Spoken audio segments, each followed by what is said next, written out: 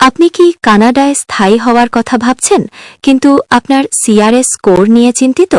তাহলে আজকের ভিডিওটি আপনার জন্য অত্যন্ত গুরুত্বপূর্ণ।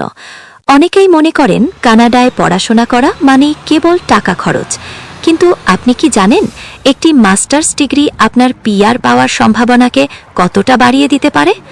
আজ আমরা দেখাবো কিভাবে একটি মাস্টার্স ডিগ্রি আপনার এক্সপ্রেস এন্ট্রি প্রোফাইলকে বদলে দিতে পারে।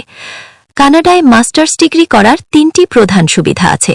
3 বছরের ওয়ার্ক পারমিট, আপনি 1 বছরের মাস্টার্স করলেও 3 বছরের post graduation work permit PGWP পাওয়ার সুযোগ পাবেন, যা আপনাকে কানাডিয়ান কাজের অভিজ্ঞতা অর্জনে সাহায্য করবে।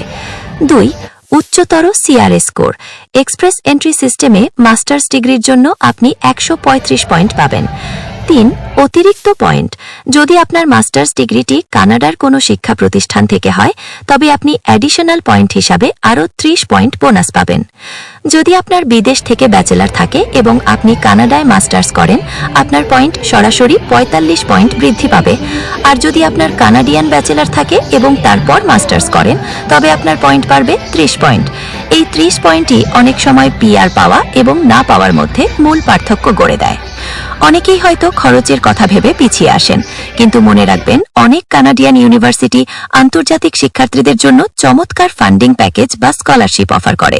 অনেক ক্ষেত্রে এই ফান্ডিং আপনার টিউশন ফির চেয়েও বেশি হতে পারে, তাই সঠিকভাবে রিসার্চ করলে খুব কম খরচেও আপনি মাস্টার্স সম্পন্ন করতে পারেন। সুতরাং যদি আপনার বর্তমান সিআরএস স্কোর কম থাকে এবং আপনি দ্রুত কানাডায় সেটেল হতে চান, তবে মাস্টার্স ডিগ্রি হতে পারে আপনার সেরা বিনিয়োগ। আপনি কি জানতে চান কোন কোন ইউনিভার্সিটি সহজে ফান্ডিং দেয়? কমেন্টে জানান।